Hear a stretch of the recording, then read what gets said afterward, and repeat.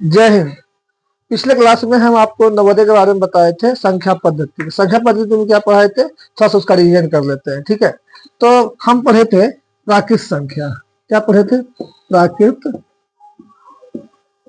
संख्या मतलब 1 2 3 4 5 6 7 dot dot dot dot अनंत तक गए थे ना।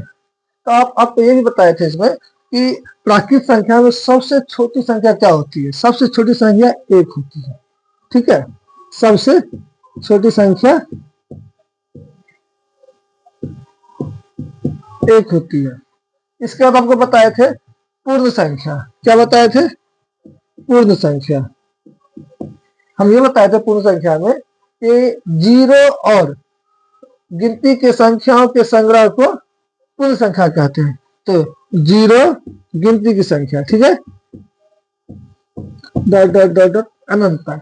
अब इसमें तो ये भी बताए थे कि पूर्ण संख्या में सबसे छोटी संख्या शून्य होती है। पूर्ण संख्या में सबसे छोटी संख्या शून्य होती है। इसके बाद आपको पढ़ाए थे पूर्णांक संख्या। क्या पढ़ाए थे? पूर्णांक संख्या।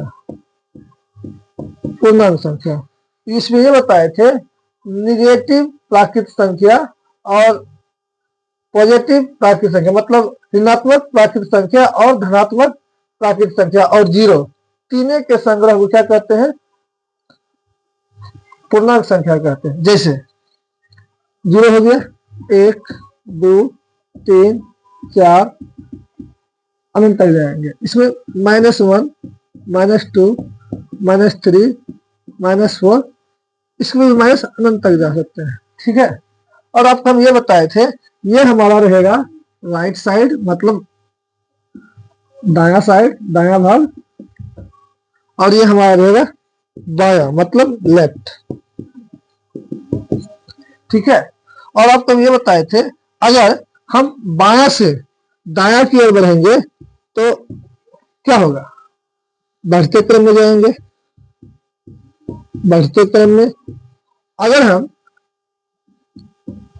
दाया से बाया तरफ आएंगे तो घटते क्रम में, घटते क्रम में जाएंगे। ठीक है, अब देखिए इसमें हम क्या देख रहे हैं, घटते क्रम में कैसे देखिए, घटते क्रम में पहले बड़ा वाला लिखा जाता है। देखिए 4 3 2 1 0 है ना, बढ़ते जा रहा है। आप ये मत समझिए कि -1 -2 इधर बढ़ रहा है, नहीं, ये घट रहा है।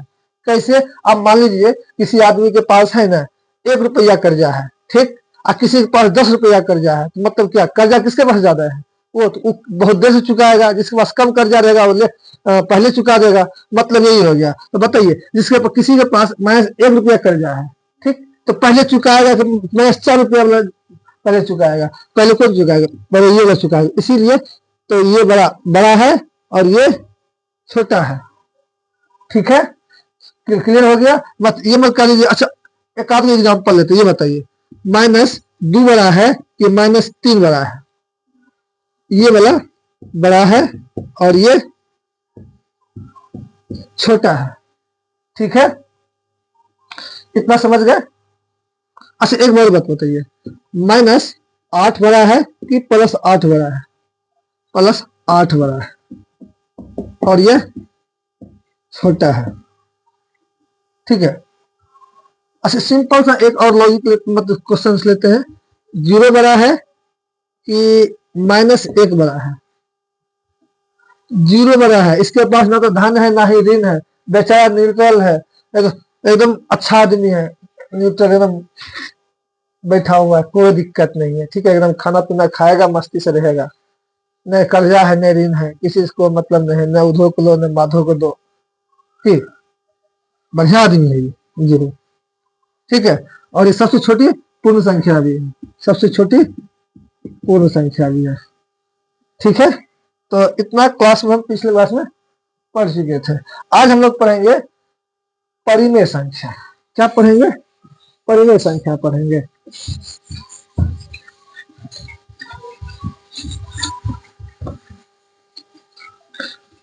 परिमेय संख्या पढ़ेंगे। तो परिमेय संख्या, परिमेय संख्या, ठीक है, परिमेय संख्या किसको कहते हैं? अगर कोई भी संख्या p बाई क्यू के रूप में, p बाई क्यू मतलब क्या, जैसे एक थोड़ा सा समझ लीजिए, फ्रैक्शन समझ लेते हैं एग्जाम्पल, पहले फ्रैक्शन भिन्न समझते हैं। भिन्न, ठीक है, भिन्न किसको कहते हैं, भिन्न कहते हैं अंश बटे हर, ठीक है, इसको हम लोग भिन्न कहते हैं। और अभी देखते हैं परिमेय संख्या पढ़ाएंगे तो उसमें क्या करा रहे हैं, कोई भी संख्या, ठीक है, मतलब कोई भी संख्या p बाय q के रूप में हो और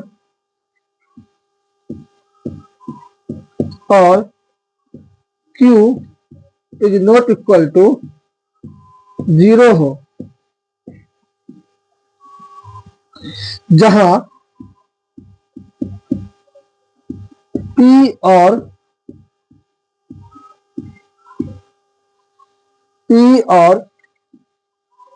q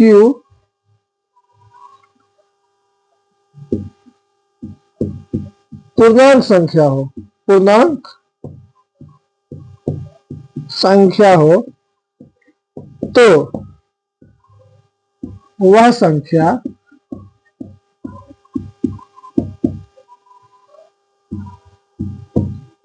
परिमेय संख्या कहलाती है।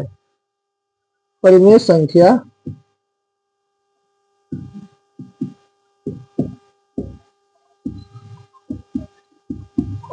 कहलाती है, ठीक है। तो इसको क्या करें, स्क्रीन को पॉज कीजिएगा, इसका लिख लीजिएगा, ज्यादा बेहतर होगा। इसका सबका नोट्स बनाते जाइएगा आप लोग, नवोदय जितने विद्यार्थी हैं वो सभी इसका नोट्स भी बनाएंगे, और बेसिक से एकदम शुरू करेंगे, 0 से हीरो लेवल तक, कोई टेंशन नहीं होगा, एक भी एग्जाम नहीं छूटेगा आपका। चलिए इस पे ध्यान देते हैं, फ्रैक्शन बता देते हैं, अंश बटे हर। देखिए p बाय क्यू भी दिख रहा है ना, एक प्रकार से हम यहाँ पे भी लिख सकते हैं p बाय क्यू, है ना, है कि नहीं, देख लीजिए, नहीं है, p बाय क्यू अंश हर। अंश हर इसलिए कि आप परिचित होंगे अंश बटे हर से, p बाय क्यू से आप परिचित नहीं होंगे, इसलिए हम अंश बटे हर लिए। और हम क्या बोल रहे थे परिमेय संख्या को, कि p बाय क्यू के फॉर्म में होना चाहिए और ये वाला 0 नहीं होना चाहिए, ठीक है। तो अभी हम आप समझेंगे कि परिमेय संख्या किसको कहते हैं। देखिए परिमेय संख्या पहले पूर्णांक संख्या समझ लेते हैं, तब आप और बढ़िया समझ पाइएगा। अभी थोड़ा देर पहले आपको हम बताए थे पूर्णांक संख्या, है ना, पूर्णांक संख्या क्या बताए थे कि माइनस में जो रहेगा, ठीक है, बताए थे।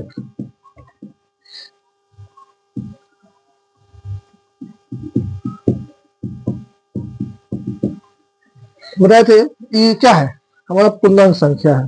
सिर्फ इतने नहीं, अनंत तक की बात हो रही है यहाँ पे। अब बताते हैं क्या परिमेय संख्या। अब बताइए 1/2 परिमेय संख्या है, बिल्कुल है। देखिए ये p बाय क्यू के फॉर्म में है ना। अब बोल रहा था क्या क्वेश्चन में, देखिए तो डिफिनेशन में क्या बोल रहा था कि नीचे में 0 नहीं होना चाहिए। Q is not equal to का मतलब होता है, Q is not equal to 0 का मतलब होता है कि Q जो है जहाँ पे, वहां पे 0 नहीं होना चाहिए, मतलब 0 नीचे अगर आ गया तो परिमेय संख्या नहीं होगा।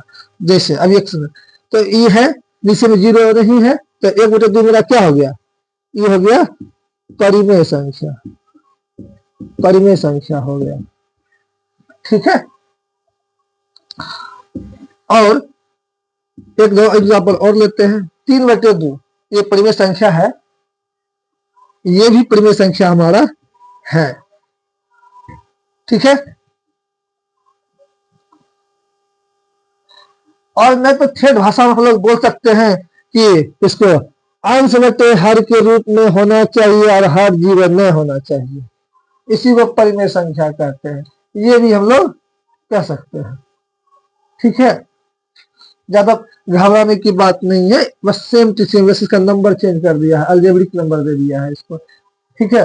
मेन यही सब चीज है, एन बटे हर एक फ्रैक्शन के रूप में ये सब बनता है, इससे ज्यादा दिक्कत है नहीं।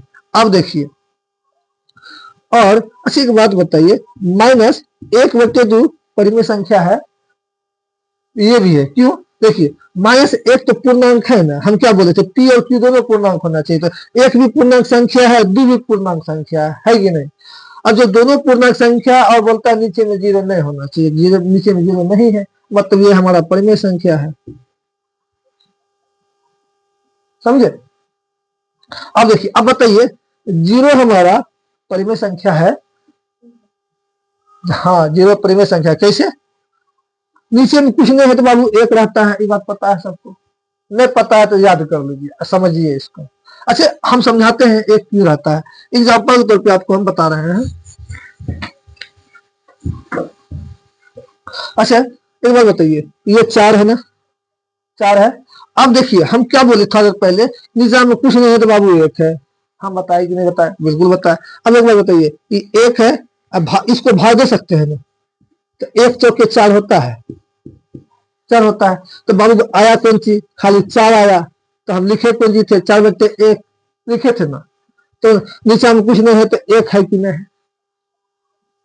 सेम टू सेम, अब कुछ भी रहेगा, 0 भी है, 1 से भाग देंगे तो वही आएगा, 0 आएगा, मतलब कोई भी संख्या आ गया उसके नीचे हमारा क्या रहेगा, 1 रहेगा, तो मतलब ये क्या है, और पी हम क्या बोलते हैं, पी वाई क्यू के रूप में होना चाहिए, पी वाई क्यू के रूप में है, 0 पूर्णांक संख्या भी है, 1 भी पूर्णांक संख्या है, नीचे में शून्य न है, मतलब ये परिमेय संख्या होगा। अच्छा, अब बताइए तो, -5 परिमेय संख्या है, तो ये भी है परिमेय संख्या, ठीक है,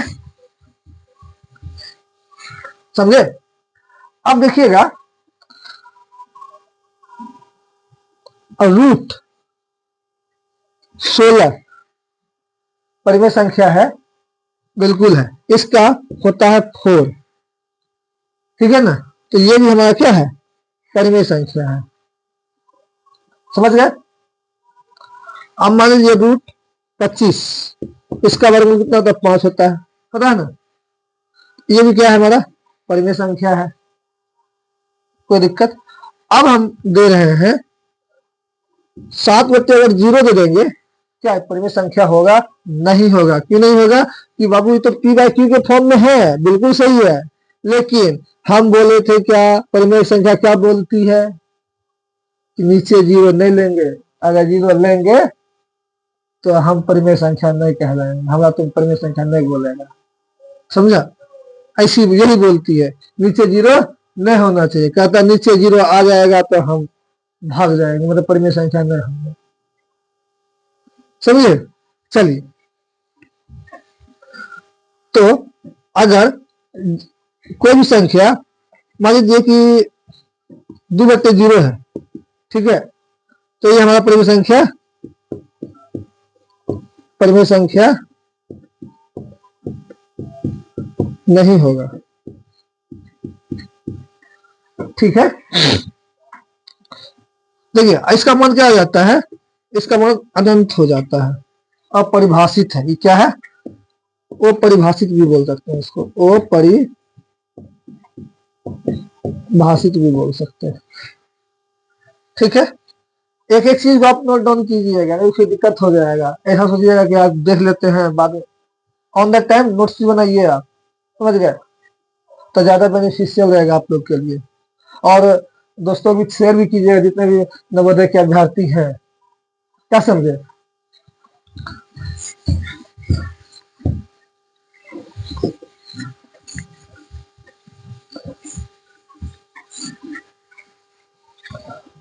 चलिए, आपको परिमेय संख्या समझा दिए, आप हल्का फुल्का समझाते हैं भाज्य संख्या, अभाज्य संख्या, क्या समझते हैं? अभाज्य संख्या,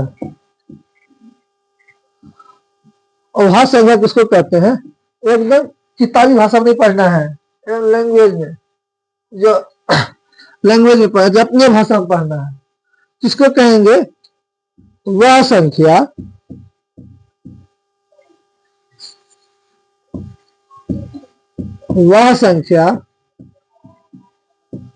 वह संख्या जो एक और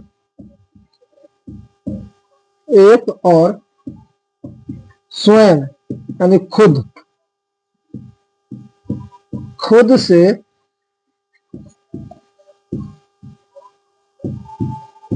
विभाज्य है, इसको क्या कहेंगे? अभाज्य संख्या कहेंगे। इसको प्राइम नंबर भी बोल सकते हैं, अंग्रेजी में बोलते हैं प्राइम नंबर।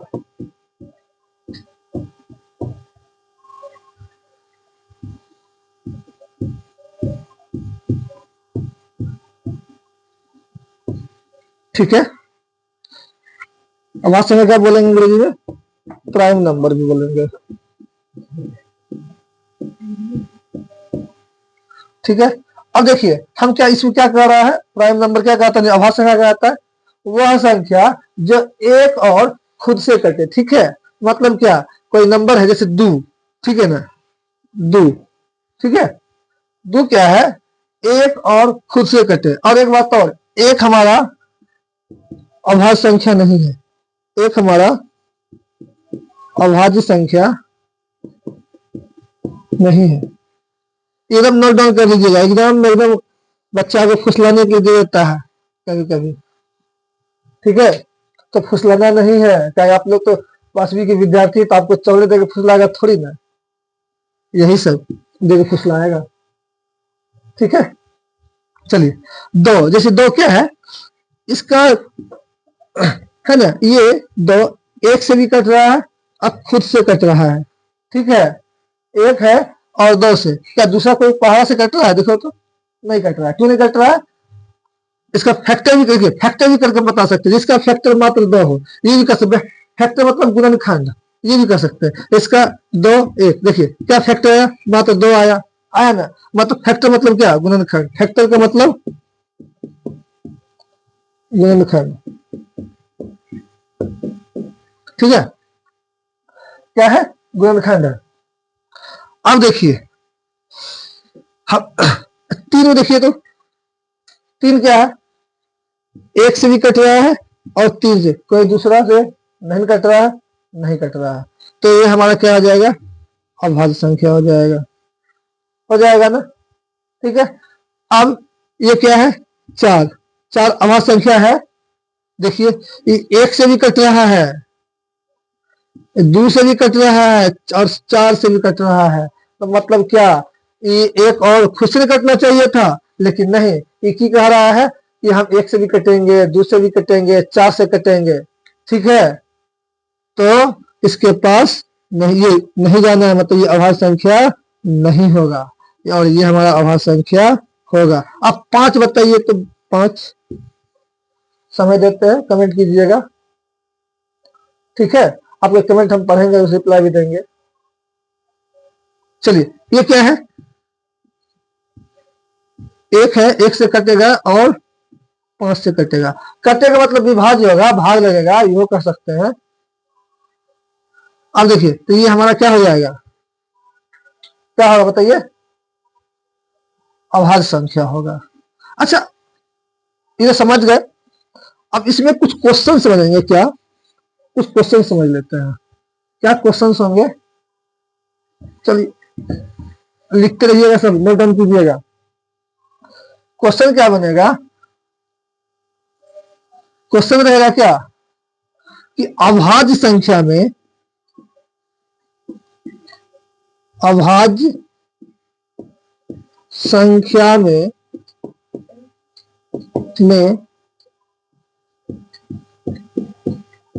सबसे छोटी संख्या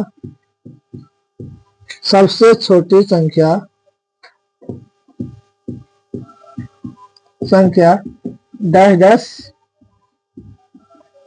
होती है, तो क्या मारिएगा, वहां ऑप्शन रहेगा आपको, ऑप्शन 1, एकदम एक के बदल रहेगा, ए में रहेगा ऑप्शन, खटा से मार करिएगा 1, जबकि था तो पहले आप लिखे हुए थे 1 हमारा अभाज्य संख्या नहीं है। ठीक है, ऑप्शन बी में दे देगा 3, ऑप्शन बी सी में दे देगा आपको 4, ऑप्शन 5 दे दो, ऑप्शन डी में दे देगा आपको 2। तो क्या मार्क आइएगा? तो ऑप्शन नंबर डी मार्क आइएगा, क्योंकि एक हमारा अभाज्य संख्या है नहीं और 2 हमारा अभाज्य संख्या है। ठीक है, क्वेश्चन नोट कीजिए, स्क्रीनशॉट ले लीजिए आप। इससे और एक क्वेश्चन बनेगा, अभाज्य अभाज्य संख्या में अभाज्य संख्या में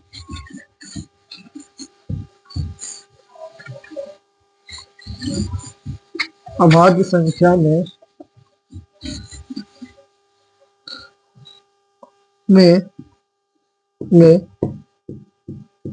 सबसे छोटी सम संख्या, सबसे छोटी सम संख्या क्या है? सबसे छोटी सम संख्या क्या है? तो क्या हो जाएगा बाबू? अब ये था कि पहले आप अभाज्य संख्या में क्या बताए थे, समझिएगा। अभाज्य संख्या में बताए थे कि 2 आएगा, 3 आएगा, 4 आएगा, 4 नहीं 5 आएगा, 7 आएगा और 11 भी आएगा। ठीक है, डॉट डॉट डॉट, ठीक है ना, ये आएंगे। और अब बताइए यह क्वेश्चन क्या है हमारा? क्वेश्चन हमारा है अभाज्य संख्या में सबसे छोटी सम संख्या। तो बाबू देखिए, सम संख्या किसको कहते हैं? जो 2 से भाग लग जाए उसको सम संख्या कहते हैं। तो 2 से भाग लगेगा ना, ये हमारा सम संख्या है, सम संख्या भी है और अभाज्य संख्या सबसे छोटी भी है। तो इसका आंसर क्या हो जाएगा बाबू? 2 हो जाएगा। ठीक है, लिख लीजिएगा ये क्वेश्चन, और इसमें एक क्वेश्चन और बन जाएगा, अभाज्य संख्या में सबसे छोटी विषम संख्या क्या है? सबसे छोटी विषम संख्या क्या है? तो आंसर क्या आ जाएगा इसका? 3 आ जाएगा। क्या आ जाएगा? 3 आ जाएगा। ठीक है, क्लियर? चलिए अब हम अगले नंबर में पढ़ते हैं भाज्य संख्या। क्या पढ़ेंगे? भाज्य संख्या। और एक बात और, अभाज्य संख्या को ऋण संख्या भी कहते हैं। अभाज्य संख्या को ऋण संख्या भी कहते हैं। लिखिए, जो परिभाषा लिखा है ना उसके लिए लिख लीजिएगा। ठीक है, ऋण संख्या भी कहते हैं। अब हम लोग पढ़ते हैं भाज्य संख्या। भाज्य संख्या, भाज्य संख्या कहता है कि कम से कम 3 नंबर से कटना चाहिए। कम से कम, जैसे कि मान लीजिए कि 4 हो गया ना, तो 4 1 से भी कट रहा है, 2 से भी कट रहा है, 4 से भी कट रहा है ना, यानी विभाज्य हो रहा है ना। तो ये हम क्या हो जाएगा? भाज्य संख्या हो जाएगा। ठीक है, कितना हो जाएगा? भाज्य संख्या। समझ गया? अब मान लीजिए 5 सिर्फ 1 से कटेगा और 5 से कटेगा। ठीक है, तो इसको क्या बोलेंगे? भाज्य संख्या होगा? नहीं होगा। 3, ठीक है, 3 का है, 1 से कटेगा और 3 से कटेगा, ये भी भाज्य संख्या नहीं है। तो 2 देख लीजिए, 1 से कटेगा और 2 से कटेगा। ठीक है, ये भी भाज्य संख्या नहीं है। तो हमारा भाज्य संख्या कहाँ शुरू होगा? 4 से। 4 हो जाएगा, 6 हो जाएगा, 8 होगा, 9 हो जाएगा। ठीक है, और इसके आगे आप लिखिएगा। तो आज के लिए इतना ही, मिलेंगे फिर अगले वीडियो में। जय हिंद।